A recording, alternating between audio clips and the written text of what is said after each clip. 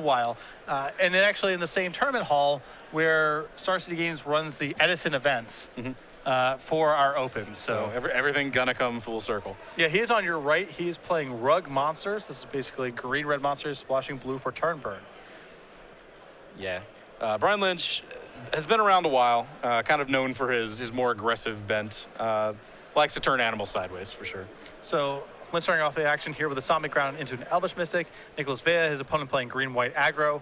Numerous times we had this deck on camera this weekend, starting off with a Forest and Experiment 1.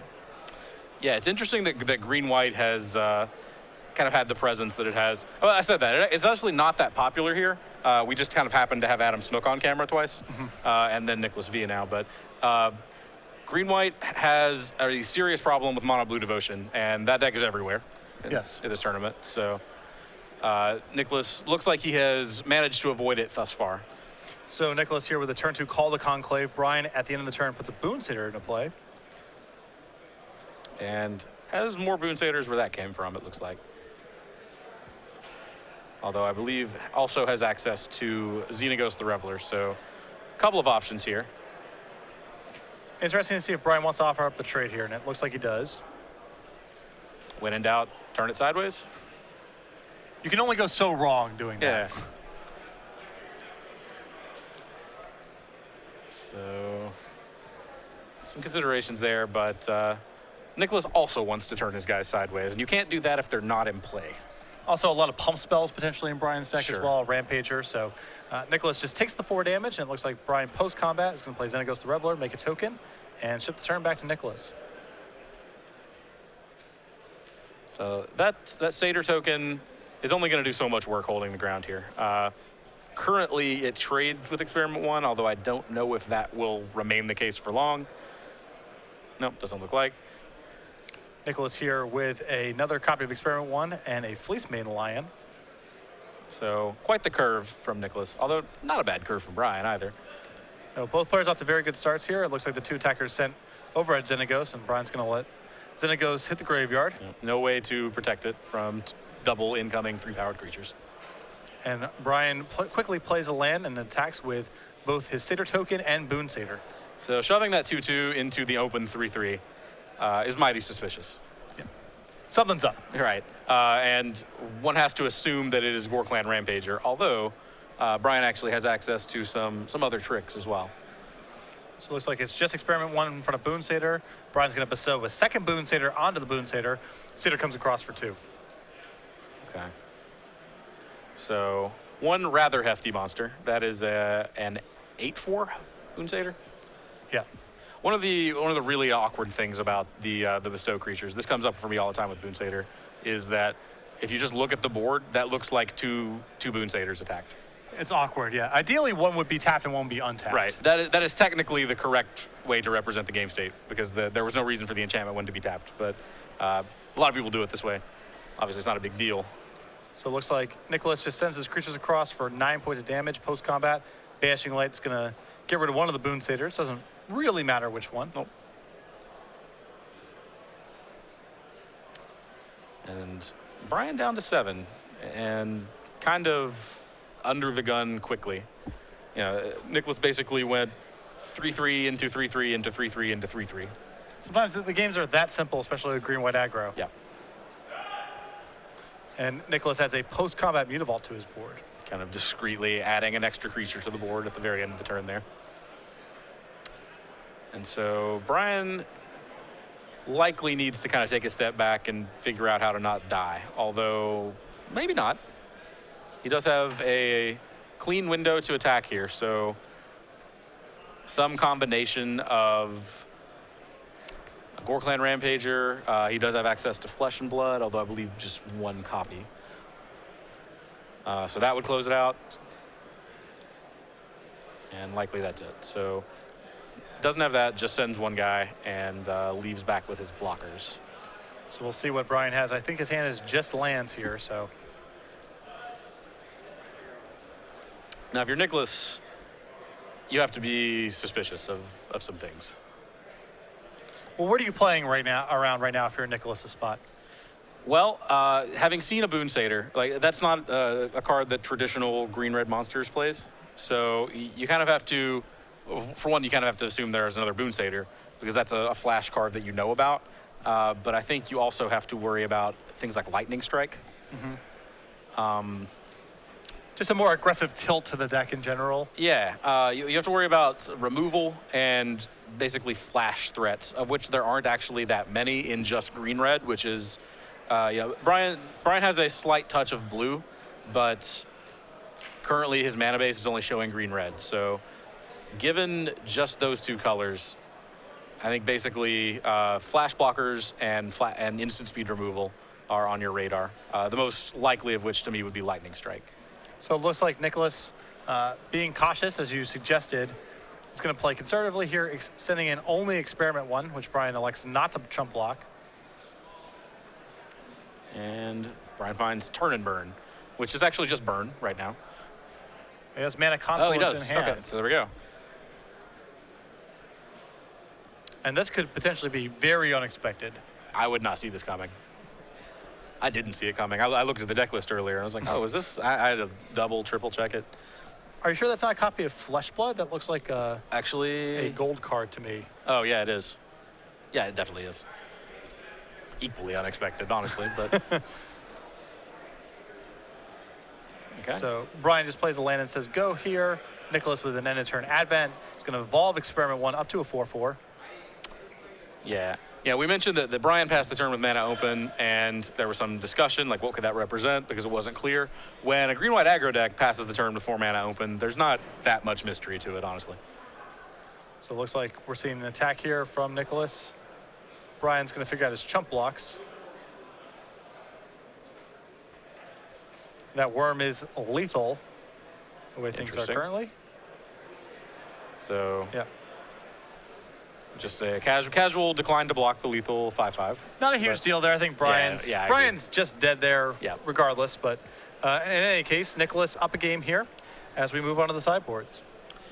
All right, so Nicholas is going to have access to, actually it looks like all sorts of fancy things. Nicholas is going to bring in, well, his sideboard is 3 Unflinching Courage, 2 Last Breath, 2 Tristani, Selesnya's Voice, 2 Banisher Priest, 3 Mistcutter Hydra, 1 Scion of Vitu-Ghazi, 1 Rootborn Defenses, and 1 Boon Satyr. Of those cards, I am eager to bring in Unflinching Courage, and I think given what Nicholas has seen, I want access to the extra Rootborn Defenses and likely the Scion of Vitu-Ghazi. You're not interested in Tristani in this matchup? I don't think so. Having said that, I don't particularly like Tristani in this archetype, but I think Tristani is more there for decks like mono black aggro, boss sly, things like that. You basically want it as a wall. Yeah.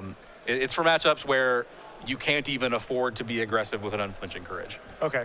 Like you need life gain that badly that like if you accidentally attack with a guy, you're probably going to die. So on Brian's side of the sideboard here, he does have access to a couple blue cards here. Again, a blue splash return burn, 2 copies of Negate, along with 3 Sky Lasher, 4 Mizzium Mortar, 3 Nylea's Disciple, and a Mistcutter Hydra. I think you're not going to see too much beyond the mortars come in here. Likely not. There is an argument for Nylea's Disciple. Not a strong one, but this green-white deck, it is an aggro deck. It's a deck that most of its threats actually trade with the Disciple rather than have to come up with some way around it. So it's not as good as it is against like Burning Tree Emissary decks, Rakdos Cackler decks, things like that. But I would not exactly be ashamed of it. Sure. Interesting, you see so many sideboards nowadays that are like a lot of 1s and 2s. Brian's sort of giving away how long he's been playing Magic for. A lot more 4s and 3s in his sideboard. Much more definitive about the cards that he wants. Sure. Yeah, well, and that's kind of, that's an extension of how kind of set in our ways this standard format has been. Largely, these are the same standard decks that we were playing with in October and November.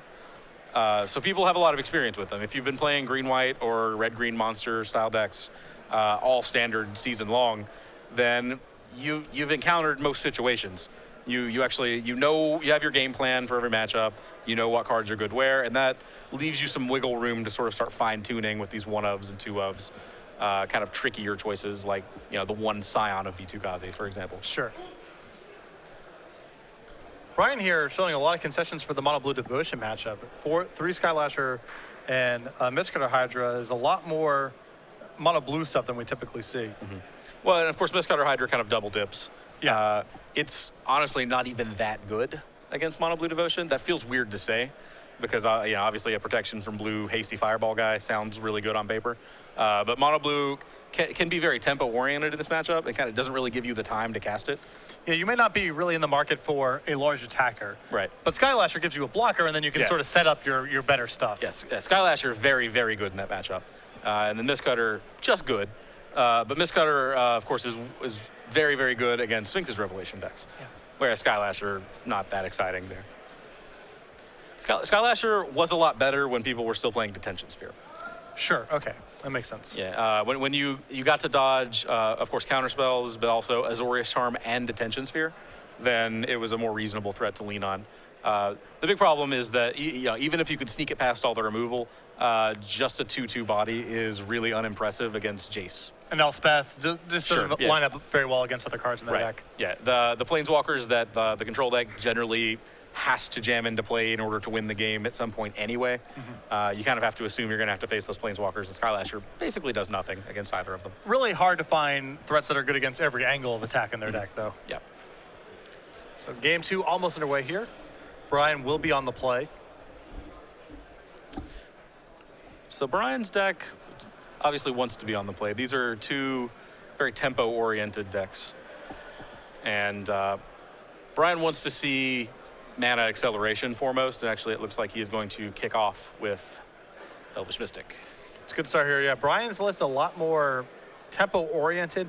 3 copies of Fanatic of Xenagos on top of the typical 3 drops that you see in this list. Yeah, that was of course, it's the very first card written on his deck list. When I first pulled the deck list, I was like, oh, we're getting aggressive. This is cool. Of course, the deck turns out to be a kind of a more mid-range monsters deck, but yeah, Fanatic of Xenagos, not a card that sees a ton of play in the standard format, although the rate's really good. Yeah, it's hard to go too wrong with that card. It's basically, it's either a Lockstone Smiter immediately or a Lockstone Smiter permanently. And how has he made a room for this card, or for these different cards? No copies of Domri in his list. Does he have Courser of Krufix? I believe he has. He does. He does have those. Okay. So much more aggressive take on the deck. Yeah. Domri is a card that actually I would think comes out in a lot of matchups, actually. It is very good against control, but actually pretty bad against everything else, I think. So Brian here attacks. Nicholas elects not to block. Brian just says take 2, and post-combat adds Palikronos to the board. Yeah, and this is the start Brian wanted, just curving out mana guy into threat, into bigger threat. Nicholas looking for, I think, a Selesnya charm there, but doesn't find it, can just commit more creatures to the board. So Brian's draw continues to be excellent here on the 4th turn of the game, a land and a Stormbreath Dragon. Yep, so Stormbreath Dragon is very difficult to answer for these green-white decks. You basically can attack into it with a 5/5 worm. That's more or less it. Actually getting it off the board, pretty much impossible. So it looks like Nicholas has gone to the Shastani plan post-board here. Cast it on the 4th turn. Yep, so he likes it here, and as I was saying, I don't particularly care for the card here, and it doesn't look like it's doing much in this matchup, or in this game, rather. Well, it might if he's able to start making some 3/3s, gain some life. Could be a thing. I mean, it will help, sure. It doesn't solve the Stormbreath problem, and I think that the Stormbreath problem is more pressing. It's pressing enough that Nicholas just doesn't have time to get that going. So it looks like Brian's going to start off the turn here by just getting into combat here, attacks with the Stormbreath Dragon, which is unblockable, and the Palikronos, and now Nicholas debating if he wants to block. Yeah, so a block here invites Brian to monstrous his Palikronos. Basically, any kind of double block likely results in Brian eating all of Nicholas's creatures, I believe. Or is he can only do it for 2, I think. So can't actually monstrous eat a 1/3/3, and then the other 2 that blocked would fall as well. So just looking for a pure and simple 2-for-1 here. So it looks like Nicholas says no thank you to any of those blocks. Look pretty unattractive. Just going to take it all and fall to 5. And the old post-combat fanatic of Xenagos. There's something you don't see very often. But I have a feeling how this one's going to be settled here. yeah, Xenagos says, yeah, that one can stay a 3/3. Of course, yeah, that looks weird, but Brian, yeah, obviously, if he can't tap his lands before he attacks, or else the blue Chronos attack doesn't work. Yeah, just looks awkward. Yeah. It makes sense. Looks awkward, but it definitely made sense. Even if Fanatic of Xenagos had been a 4/4, it wouldn't have helped much against Tristani. So Nicholas now with a 5th land. Tristani is online. Token is in play. And so Nicholas can cast Experiment 1, activate Tristani, make a 3/3. That he would gain 4 in that exchange. That still puts him dead to Stormbreath Dragon. He can also pass and just put the ball into Brian's court, as he has the option of going monstrous with the Fleece Main line and 2 to give himself a good blocker. So a lot of options here. Okay. Looks like Nicholas is going to start things off by casting a Fleece Main line, triggers Tristani, goes up to 8. Okay, so he can gain 6 this way, which that will work out a little bit better for him. And sends in an attack. Yeah. Much like Brian last game, it's like you're not going to get anywhere by sitting still. Do you think this is a Rootborn Defenses attack? It could be, but it doesn't have to be. This is... I think even if you have nothing, this is a fine attack. Rootborn Defenses would be nice. Mm-hmm. It looks like I believe I did catch it there in his hand. So we see Fnatic block here, and it looks like... Is Nicholas going to fight over this? Looks like... Well, okay. He kind of picked it up, looked like he was moving it towards the graveyard, and then thought better of it, and then thought better of it. Yep, so it looks like there's just a trade there, and Brian's going to take the hit from the Centaur. So, going to pass the turn with 3 mana up. That is enough to activate Tristani, put another Centaur into play, and go up to 11. Which I believe keeps him alive, at least for a turn. So Brian again going to make an aggressive attack here, sends in everything but the mana creature. 7 mana at the ready, enough to monstrous Stormbreath Dragon. And Nicholas goes for Rootborn Defenses. Brian could respond by monstersing Pelucranos to eat the token. It's pretty attractive here, prevents some life gain. Yeah, I think I'm happy with that play if I'm Brian. Looks like that's exactly what's going to happen here. Pelucranos goes monstrous, takes care of the token. Rootborn Defenses resolves, nothing to populate, and Nicholas is going to pack him up. Okay. Of course, that Fleeceman Lion was indestructible that turn, so it actually could have jumped in front of the Pelucranos. There was some blocking to be done, Yeah. right? But it looks like Nicholas, board collapses, the Stormbreath Dragon's still in play. Yep. Just going to let that game go. Yep. Yeah, and as I was saying, Tristani, if you let it get into play and give it some turns to go to work, yeah, it'll eventually take over the game. But I don't think Brian intends to allow you to do that. Yeah. So you're going to be going to game 3 here. You can see Brian going through his sideboard now. Looks like Xenagos, the Reveler, in the sideboard right now, taking out for this matchup. Makes a lot of sense. Yep. 2/2s are not very good against 3/3s. Nope.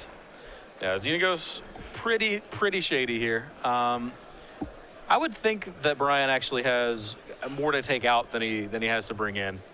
Honestly, Boon Satyr is not great against 3/3s either.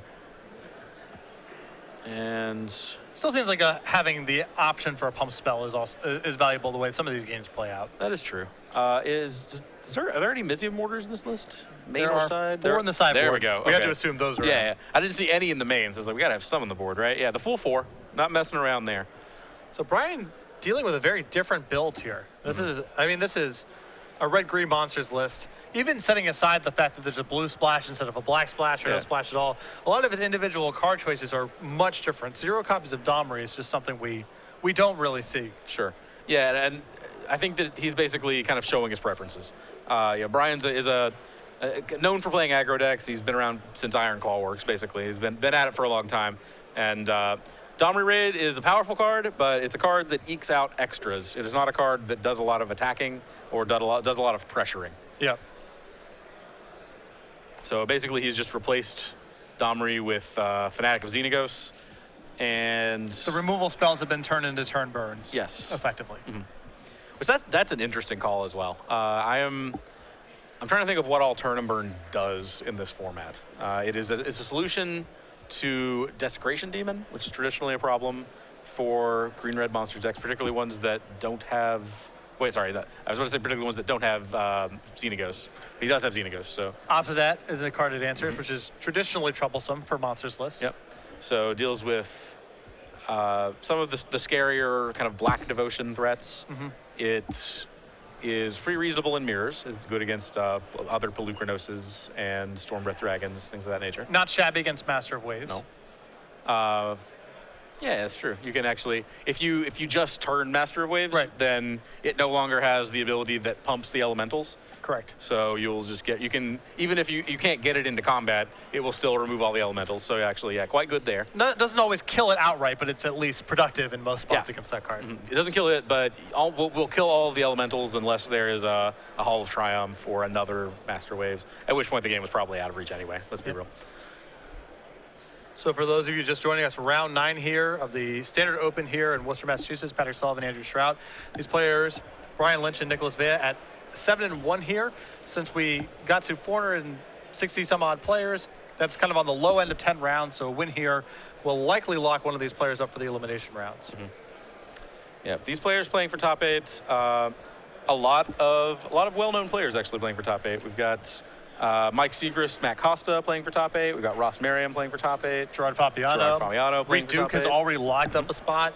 It's going to potentially be a very, very good top 8. Yep. And I mentioned last round, actually, Reed Duke, his conversion rate is absurd on the Star City Open Series. Like opens enter to opens top 8'd? Yes. No. Opens top 8'd, opens 1. He Okay. has top 8'd, he has 7 Open Series top 8s, and of those 7, he won 5 of them. That is insane. Yeah. 4, that is insane. Yeah, 4 Legacy Open wins. That is 1 with Reanimator, 1 with Elves, and 2 with Natural Order Rug. Okay. So a little throwback there. And then the Team Sealed Open win alongside Huey and Owen. That is crazy. I would be really interested to see what his ratio is of opens entered versus opens top 8'd. I'd imagine that has got to be one of the highest. Do you think it's north of? Do you think it's possibly north of 40%? Very possible, actually. I know he travels some for opens, but not a ton. He doesn't really leave the kind of northeastern corridor. I know one of his wins was in Philadelphia. One of his wins was in Indy, but that was tied to an invitational. Yeah. So other than 4 invitationals, generally he's not going like south of Pennsylvania, I don't think. Right. Now, to be fair, we run a lot of opens in this region, so he certainly played a few. I know that there have been opens that Reed hasn't top 8'd. I can't name any offhand, but. So game 3 underway here. Nicholas starts off with a Forest and Experiment 1. Brian with a Forest and an Elvish Mystic. And there's Call the Conclave. That's going to involve Experiment 1. Nicholas off to a very good start again. Yep, exactly what Nicholas wants to do.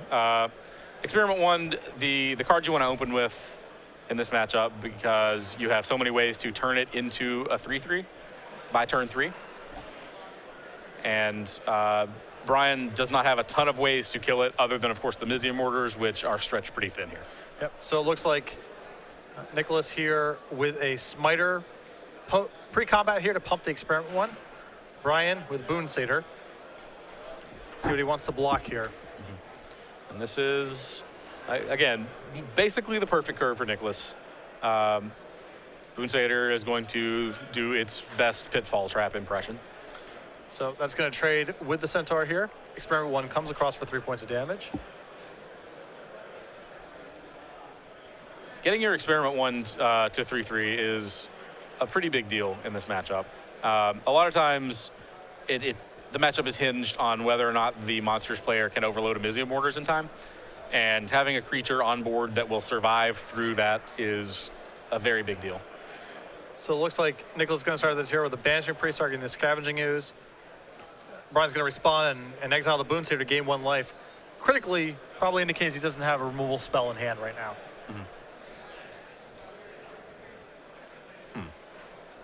Yeah, Nicholas had an option there to get rid of the Elvish Mystic to kind of keep Brian off of Mizium Mortar's mana. Again, I think that's one of the ways that Brian comes back from this is just getting to 5 and 6 mana and playing big, scary effects I don't necessarily think that Gorkland Rampager counts. No, it does not. Brian here is going to offer up the trade, or try to block this experiment one rather. Nicholas with the Selesnya Charm that's going to trample over for 1 point of damage. The Smiter comes across uncontested. And Brian falls to 4. This could be a more overloaded Mortars, though. Pound's looking for it. Oh, finds it. Mortars off the top. Nice. Pulse to overload it. That's going to kill everything that Nicholas has. The Experiment 1 can regenerate, but that critically also unlocks the Scavenging Ooze. Yeah, that was a pretty healthy turnaround. Now, Nicholas's hand's pretty good. Nicholas has access to an Advent of the Worm, a Boon Satyr. Currently can't cast the Advent of the Worm, but those are lurking in the wings. And it looks like Brian is going to offer the trade there. Well, ostensibly it is not a trade. It's just blocking a 1/1 with a 2/2. I think Brian has to assume that if Nicholas is attacking, he has either Selesnya Charm to pump or a flash threat of some kind. So now we're back to Nicholas's turn here. Brian with just a land, and now Brian's going to block with the Elvish Mystic and play a Boon Satyr of his own to eat the Boon Satyr. So kind of a backdoor way to trade Elvish Mystic for a Boon Satyr. Now Nicholas hits his 4th land and passes. Again, there is no mystery to what that represents. Now Brian has the Storm Breath, but can't afford to attack with it. Yeah, he senses that Advent of the Worm is the card left over in Nicholas's hand here. Was that an Unflinching Courage off of it? No, okay, sorry. And wisely holds back to double block. There's a trade. The Worm for Stormbreath Dragon. Brian's still staying at 4 here. There's an Experiment 1 and a Mutavault. Okay, now this spot, it's a little fuzzier. You might start to think, okay, maybe he doesn't have another one, but even if you do think that, there's not a reason to really get aggressive here anyway. So just the same, Advent of the Worm does what Advent of the Worm does best, which is jump out and kill opponents. Yep. So Brian killed by the second copy of Advent of the Worm there. Nicholas Vea 2 games to 1. He will likely be in a position to draw next round for Brian. A good run here. One of the old school, as you mentioned, stalwarts of the New England scene. 2 Grand Prix top 8s scattered amongst his career. A bunch of Pro Tours that he's played in, but will not be playing later this evening or Sunday morning. Nope. We'll have to settle for a top 16 or top 32 finish. So we're going to be seeing momentarily if we have another match for you, but for the meantime, we're going to be coming back to the booth here.